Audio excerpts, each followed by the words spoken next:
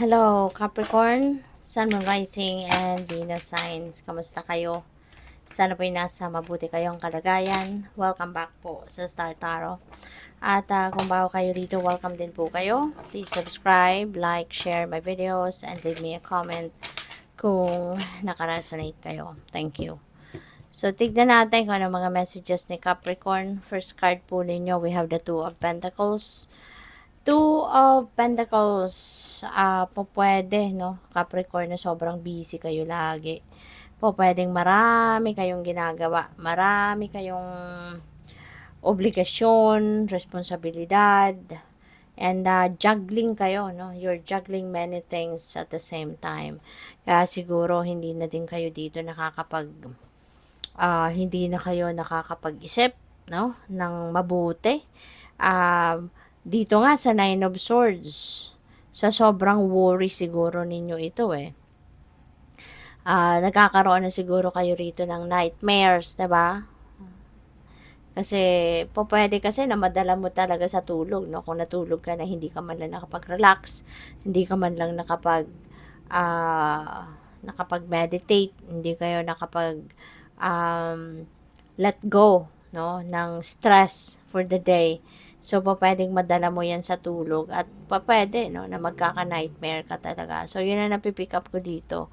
Kasi pwede rin na sa sobrang worry niyo, nagkaka-anxiety siguro kayo. Hindi kayo nakakatulog ng diretso, no? Pwedeng nagigising kayo in the middle of the night kasi ginigising kayo ng stress ninyo. So, pwedeng may ganyang ganap.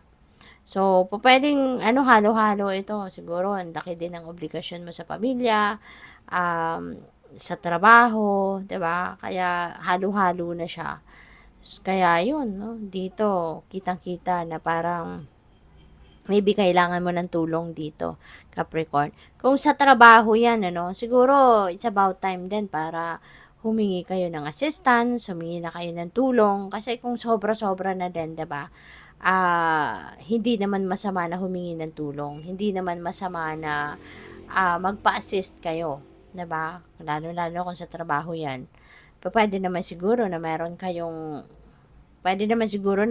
mapagdedelegatean, 'di ba, ng iba ninyong trabaho just for now, maybe, 'di ba? Hanggang sa makabawi ka sa schedule mo, ganyan. So, yun. Kasi si Nine of Swords, ito stress ito no? Kaya pwedeng marami siguro talagang gumugulo sa isip ninyo. Pwedeng related, no? Yung gulo sa isip ninyo could be related also to Ten of Swords. You know? Kasi si Ten of Swords, ito this happened in the past already. Pero, ang laking epekto nito sa buhay ninyo. Ang laki ng naging effect in a way na pwedeng merong mga bagay kayo, meron kayong mga pinapangarap na hindi ninyo magawa-gawa, hindi ninyo may sakatuparan, kasi maaaring napipigilan kayo ng nararamdaman ninyo rito. Kasi si Ten of Swords, ito betrayal energy, yung ganon, 'di ba? Stabbed in the back energy, tingnan mo, nasa likod ni Panda, lahat nakatusok. So, in a way, na traitor dito kayo. No? Naloko kayo dito in the past, kasi tapos na nga siya. But now, siguro, gusto mo na magpatawad, gusto mo na mag-move on, gusto mo na magsimula ng bagong buhay.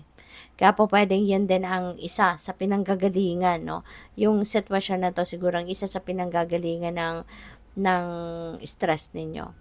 Kaya siguro, may isip ninyo na, teka lang, 'di ba? Sinakta na nga kayo ng someone dito sa buhay mo in the past.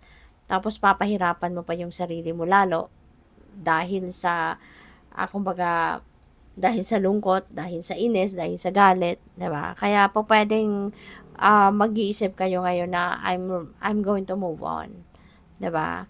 Ito na yung revenge ko sa naging sitwasyon ko. Mag-move on ako, magsisimula na ako ng bagong buhay at magsisikap ako na maging masaya na akong muli. No? So, what else? So, by the way, maraming salamat muna for subscribing, and if you haven't subscribed yet, subscribe na kayo. And maraming salamat din for not skipping the ads kasi malaking bagay din po yan sa akin. At saka, please also click the join button sa baba ng video, no? Kung gusto po ninyo na mag-join sa membership. Thank you. You the Muse. Ayan. So, ngayon, it's about time na siguro kasama dito sa sa pag-move on mo sa buhay. Ah, anuhin mo na sa ngayon, 'di ba? Ilabas mo na sa ngayon kung yung inyong kagandahan, no? Kagandahan ng inyong puso, kagandahan ng panlabas ninyo siguro ngayon, you will be looking vibrant na, you will be looking more beautiful na, more pogi na, kasi kumbaga pinamove on mo na yung sarili mo from that situation, 'di ba? Maaring nagkaroon kayo dito maraming wrinkles, 'di ba? Nawala yung iyong ngiti, 'di ba, sa naging sitwasyon ninyo. Pero ngayon ano, na magmo-move on na kayo, handa na kayong magbagong buhay, lalabas na ngayon yung ano mo, yung radiance. Lalabas na dito yung inyong charisma, lalabas na yung inyong kagandahan, no? At pupuwede na magiging normal na, no? You are going to start to live a more normal life na sa ngayon na kumbaga magiging masaya ka ng muli at saka kung ano yung ano mo, kung ano yung puso mo, 'di ba? Kasi you have a good heart kaya ka nga naloko, 'di ba? Kaya ka nga na ano, kaya ka nga na nasaktan, sinaktan ka ng kung sino man kasi because of your good heart, 'di ba? Hindi ko naman sinasabi na kapag meron kang good heart, magkakaganyan ka. But kasi iba-iba tayo ng sitwasyon. But sometimes may mga nangyayaring ganyan na inaabuso ka kasi ng ibang tao. 'Di ba? Merong mga taong mapang-abuso, merong mga taong mapag-take advantage no doon sa mga mababait, doon sa mga compassionate people, 'di ba? Yung ganon. Kaya po pwede, no, na ganyan ang sitwasyon ng iba sa inyo. But of course, hindi para sa lahat yan. So, rise. You are really going to rise above your situation. Finally. 'Di ba? Ito na yung inyong revenge. Magbabagong buhay ka na. Magsisimula ka ng maging masayang muli. 'Di ba? Ipapakita mo na dito na kaya mong tumayo. 'Di ba? From that hirap na pinagdaanan mo.